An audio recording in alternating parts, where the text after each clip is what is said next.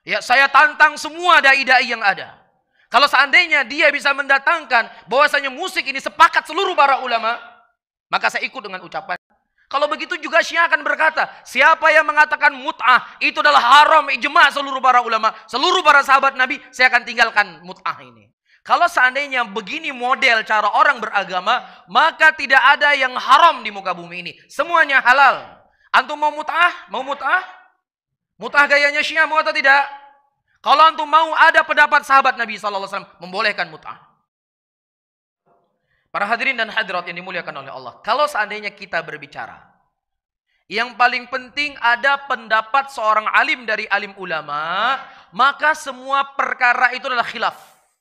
Kalau seandainya begini model cara orang beragama, maka tidak ada yang haram di muka bumi ini. Semuanya halal. Antum mau mut'ah? Mau mut'ah?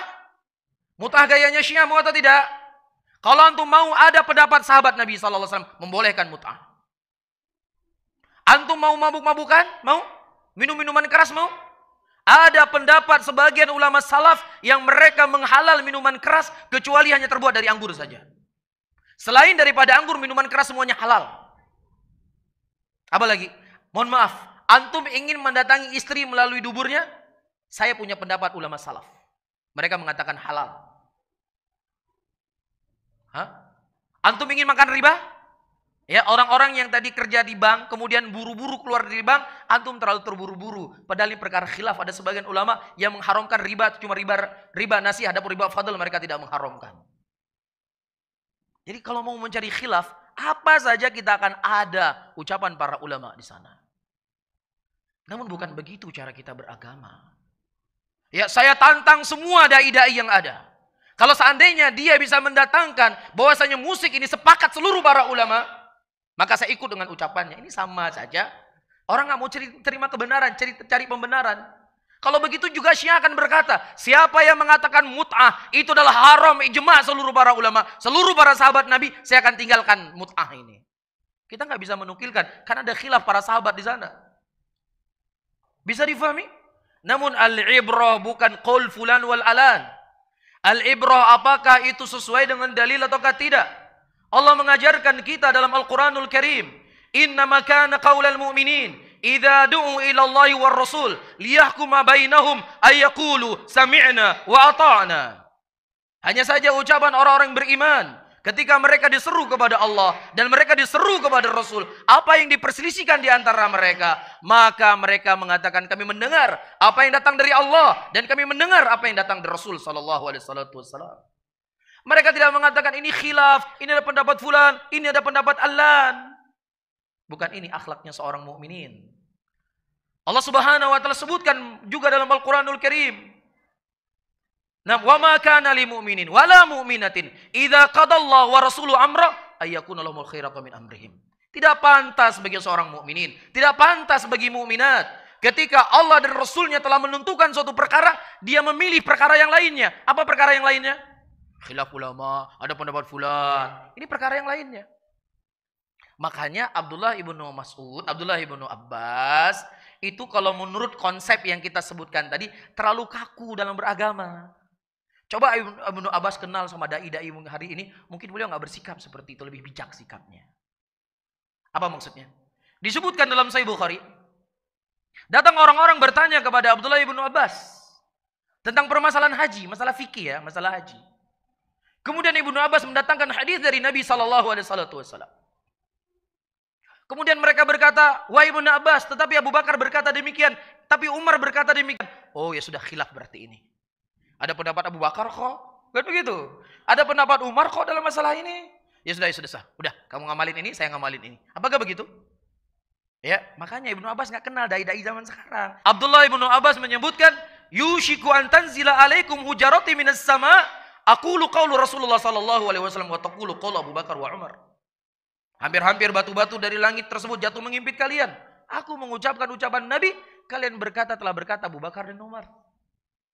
Ucapan Rasulullah ya mau ditentangkan dengan ucapan Abu Bakar dan Umar, begini sikap para Abdullah ibn Abbas. Bagaimana lagi ketika ditentangkan ucapan Rasulullah dengan ucapan selain daripada beliau? Iya. Disebutkan dalam Sahih Muslim, datang orang-orang kepada Aisyah radhiyallahu taala anha dan mengkhabarkan Abdullah ibnu Mas'ud berfatwa bahwasanya wanita-wanita yang mereka mandi dari haid hendaknya membuka kepangan rambutnya. Itu pendapatnya ya Abdullah ibnu Amr bin As. Fikih kan? Masalah fikih enggak? Masalah fikih. Kemudian didengar oleh Aisyah radhiyallahu taala anha. Bagaimana sikap Aisyah? Sampaikan kepada Abdullah bin Amr bin As. Dulu saya mandi dari haid dan Nabi SAW masih hidup, beliau tidak memerintahkan saya untuk membuka kepangan rambut saya. Kenapa kamu tidak langsung mengatakan kepada Abdullah bin Amr bin As, dia untuk sekalian berfatwa agar wanita mencukur rambutnya sampai gundul ketika dia mandi haid. Ini sikap ta'zim li hadithi Rasulullah sallallahu alaihi wasallam. Oleh karena itu kata Imam Syafi'i rahimahullah, ya tidak halal bagi seseorang ketika setelah jelas hadis yang datang dari Nabi Muhammad sallallahu alaihi wasallam kemudian dia memilih petunjuk yang lainnya. Ini diantara hawa nafsu yang syaitan masuk dalam bab khilaf. Semua dibuat khilaf. Bisa difahami ya? Sementara hadis masalah musik, hadis yang begitu jelas, yang begitu gamblang. Ayyuhal hadirun wal hadirat ini dimuliakan oleh Allah. Ya dari sisi sanad dan juga dari sisi matan. Ya Ibnu Hazm rahimahullah jelas di sini beliau keliru, dan yang mengatakan beliau keliru bukan saya, karena saya seorang penuntut ilmu, tidak akan mungkin mengkelirukan seorang sekaliber Ibnu Hazm rahimahullah, tetapi ucapan beliau telah dikritik oleh banyak para ulama hadis. Ya telah dikritik oleh banyak para ulama hadis, karena di antara alasan Ibnu Hazm mendhaifkan hadis tentang haramnya alat musik yang ada di Sahih Bukhari, karena di sana para rawi yang meriwayatkan dari sahabat Nabi, dia ragu sahabatnya fulan ataukah fulan. Dalam kaidah ilmu hadis disepakati oleh para ulama hadis bahwasannya majhulnya seorang sahabat. Misalnya ada sebuah hadis, hadisnya dari Abu Hurairah ataukah dari Ibnu Aisyah ataukah dari Ibnu Umar ataukah dari Ibnu Abbas ataukah dari Umar bin Khattab, bingung mana di antara mereka yang meriwayatkan hadis ini. Ini tidak memudaratkan hadis karena seluruh para sahabat Nabi udul. Apakah fulan, apakah alat, itu sama semuanya, enggak beri pengaruh hadis. Dan Ibnu Hazm mendhaifkan hadis karena alasan ini. Bisa difahami ya?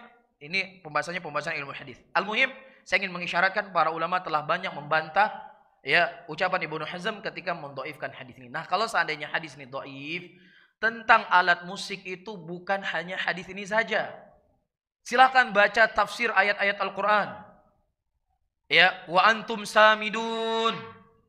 Ya orang-orang munafik, orang-orang musyrikin pada waktu itu mereka mengejek Rasulullah sallallahu alaihi wasallam dalam keadaan mereka bernyanyi-nyanyi mengejek Rasulullah. Ini Allah mencela, menyebutkan tentang apa? Tentang perbuatan mereka, perangai mereka dalam keadaan mereka bernyanyi-nyanyi. Ya, dan ayat-ayat yang lain sebagainya yang tentunya dibahas oleh para ulama, dan kita juga sudah punya ceramah dalam masalah ini dari sisi hadis. Ya, kita jabarkan dari sisi hadis Rasulullah sallallahu alaihi wasallam dan dari sisi ucapan para ulama dan bantahan para ulama. Ya, orang-orang yang mereka mengambil pendapat Ibnu Hazm rahimahullah mendhaifkan hadis tersebut.